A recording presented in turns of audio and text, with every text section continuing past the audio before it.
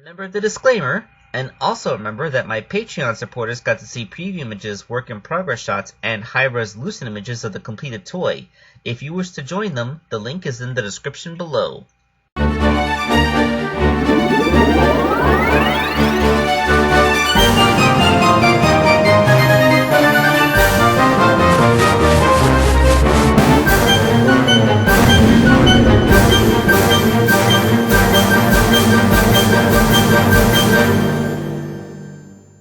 Hello my friends, this is Wake Angel 2001 coming at you with the next Splatoon commission for Sparklewolf404. This one is Marie, the other member of the singing duo, whose name sounds like calamari, which is like a squid dish, and that is humorous to me, and I'm pretty sure that was the joke. Again, don't know too much specifically about Splatoon, but I know my cephalopod puns. Okay, so the base figure for this is rather unusual. So let's tell the backstory. Sparklewolf couldn't find another full female Splatoon figure. For some reason, they're really hard to find on the secondary market. Come on, Jack Specific, get on making a re-release of them or something.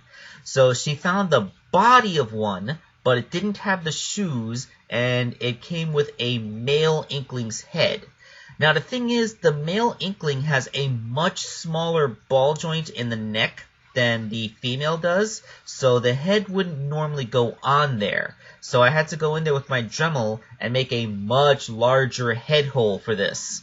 Once I confirmed that, this is something that was physically possible to do, and that I would be able to get the head onto this body, I proceeded to actually make it look like, Marie. Because there's no point in making the head look like Marie's only to find out, oh no, it's incompatible with the body. Now I have wasted all of this effort.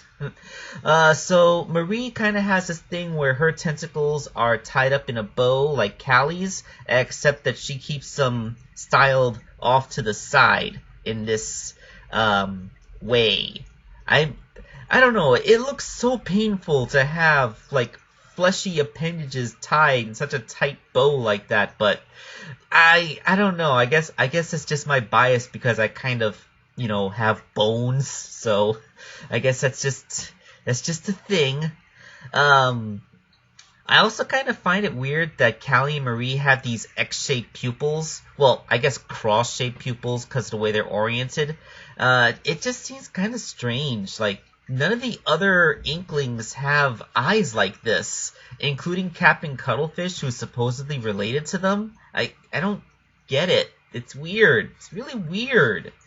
But whatever. Let's move on to making the body. Marie's body was modified much the same way as Callie's, sculpting over the arms so it doesn't look like she's wearing a t-shirt sleeve, adding details of her dress, that little disconnected collar. But the thing is, instead of wearing a siren suit like Callie, Marie kind of has this hoop skirt, kind of like an Amy Rose style thing. So that just required a little bit of different sculpting around the hips.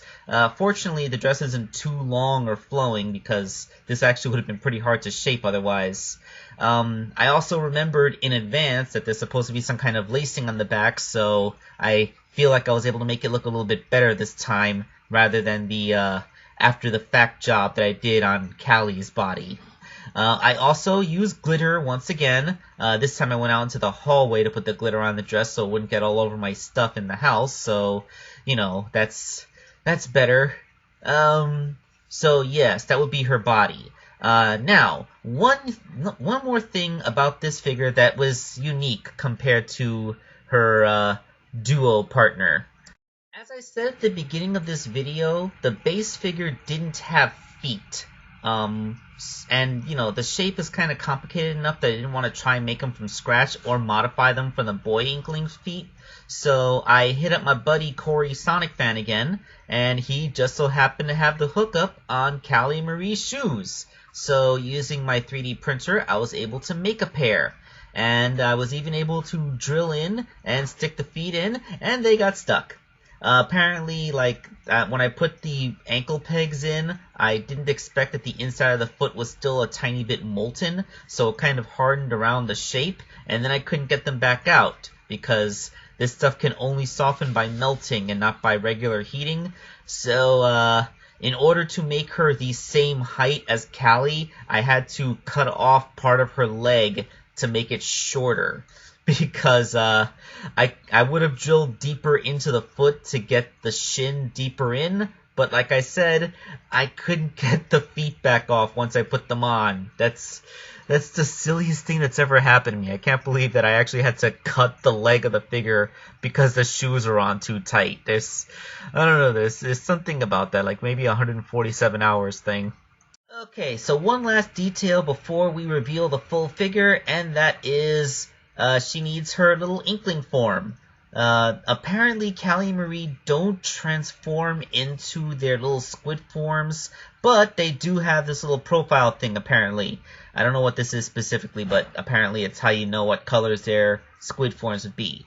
So there is an interpretation of what the regular inkling form would look like based on that fan art, and well, this is the fan art based on that reference. She's gonna look like this. Okay, so with that all said and done, let's take a look at the completed figure and her little squid body that looks like a blooper and kind of tangentially connects us to the Mario universe. Is it tangentially connected to Mario because of the whole blooper thing, or am I just, is it just an aesthetic thing? I do not know. Really, I don't. I mean, I do know that apparently Splatoon is set way in the future, some kind of post-apocalyptic thing where regular humanity or whatever has gone extinct and squids have evolved in their place, which kind of makes me wonder if the creators of Splatoon were fans of this old fictional nature documentary called The Future is Wild, which I think aired on either Discovery Channel or Animal Planet and was about, like, after humans leave Earth, they send a probe back to see how life evolves in their absence, and, like, by 200 million years in the future, cephalopods had evolved into land animals and were beginning to develop intelligence. So, you know, like, maybe this is fan fiction on The Future is Wild? Is that it? Yeah, you know, I really don't know anything about Splatoon, so I guess I just want to flex my early 2000s pseudo-nature documentary knowledge on ya.